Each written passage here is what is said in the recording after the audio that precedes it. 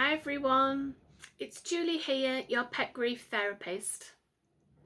On this video I'm going to be talking about when is the issue not really the issue.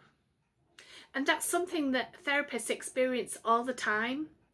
So clients will come for one thing and actually there's something else hidden behind or hidden inside. It's a little bit like a Russian doll. Or peeling an onion is another way to look at it. So layer upon layer comes off.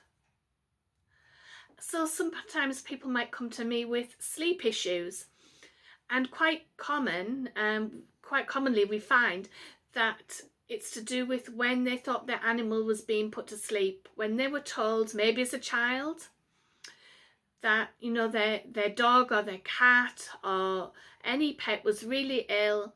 And so they were going to the vets and they were going to be put to sleep. And of course that pet never came back. And then it emerges that the pet died. So somewhere deep in the brain that's got mixed up and all raveled up in emotion and imagination and the worst possible case scenario. And that person has come to believe, not consciously, but in their subconscious, that sleep is somehow linked with not waking up. So that part of their brain is too scared to let them have a good night's sleep. Something else that happens is people use the words loss a lot around death. So I'm sorry for your loss. It sounds so much kinder than saying I'm sorry your animal's dead. But the words loss and lost can also get a little bit mixed up, and so you can get stuck in that phase of thinking that maybe your animal's coming back. And again, consciously you know that's not the case, but you may think that you see them in the distance, or you might think that you've seen a sign of them somewhere, and you really want it to be true. And so you're looking for evidence to support the fact that your pet might still be around, because things that get lost usually get found again. And there's a story that I don't know if you've heard me tell before of a client, not my client actually, a colleague's client, and we never discuss names or anything like that. But this client came to see my colleague because he had problems with his relationships. So he was on wife number 4. He'd been married 3 times before and he was going to get married again. And he had this overwhelming feel of jealousy and distrust, and he just couldn't leave his fiancée or his previous wives alone without checking on them all the time. And what had happened was, when he was young, when he was about 7, he'd had a goldfish. And he'd won this fish at the fair back in the day when you used to be able to do that sort of thing. And he'd brought it home in a plastic bag. And he used to come home and look at it in the bowl and feed it. And whatever he would do with the fish, he loved this fish. And he came from quite a fractured background as well. So the fish was the only constant thing in his life and he loved it. So he's at school one day and the fish dies. And his mum, thinking she's doing the right thing, flushes it down the toilet and goes and gets him a replacement. And everyone agrees that's the best thing to do, because they don't want him all upset and they think, oh, he'll never know the difference. And he comes home from school and straight away he knows that is not his fish, because he recognises his fish. He knows what it looks like. He's been coming home and looking at it every day.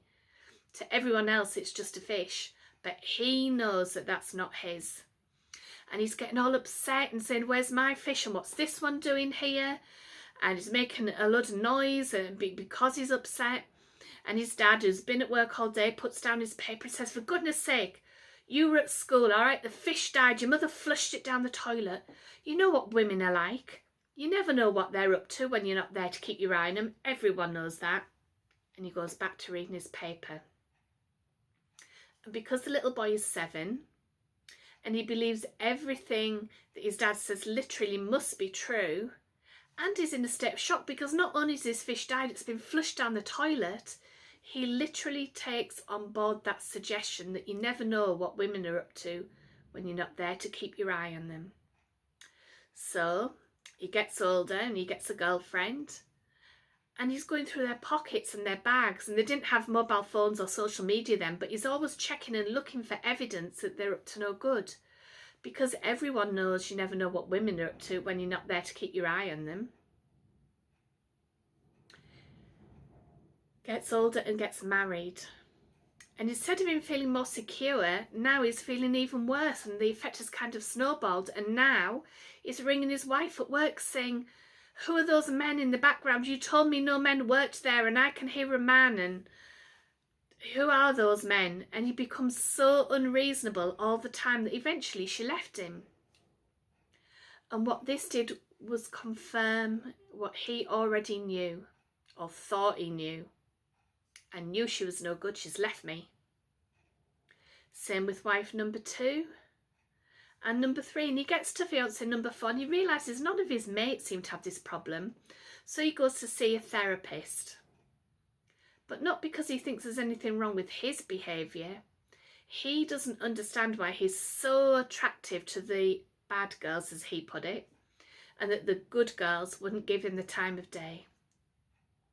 And it was during the therapy he had a light bulb moment, and he realised his adult self was able to look back and realise that he'd taken what his dad had said completely out of context. And his dad hadn't meant that at all. And he was fine after that. So some of the things we might talk about in a session might not even be to do with the pet. But you never know. You might come for something completely different when we might end up talking about the pet, because you never know. It is like unravelling a big tangled ball of wool and pulling out the strands one by one, just easing them out gently and finding out where the end of that ball of wool leads. And quite often it leads to the death of an animal, a death of a beloved pet. Maybe you didn't have time to grieve. Maybe it was a shock. Maybe you blame yourself, or you blame somebody else, or maybe you didn't get a chance to say goodbye. Whatever it is, quite often it causes people to, react in strange ways, or they might feel is strange for grief. You tend to think of grief as being depressed and sad all the time, and where that can be the case, it can almost make you very anxious as well. It can make you very angry or flying off the handle at people. And it can make you, as we heard about that client, it can make you jealous because you may have misunderstood something that somebody said because you're in a state of shock and a state of grief when they said it.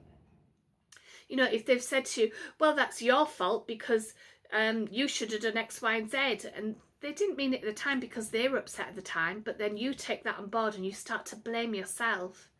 It can lead to all sorts of complications. So, as I said, sometimes the issue is not the issue. It can be something completely different instead.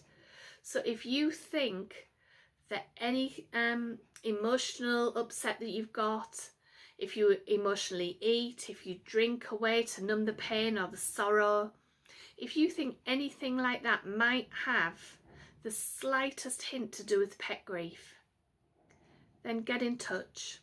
Okay, have a look on the website, on the link, book a free initial consultation, or look through some of the other videos and find something else that can help you.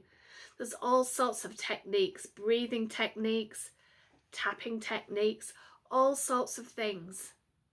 If you think you might be affected by the death of an animal either recently or a long time ago, don't suffer it. Don't make yourself feel dreadful and live with it. Do something to help yourself. And I hope that this explanation has helped you. And I'll see you in one of the other videos. Bye for now.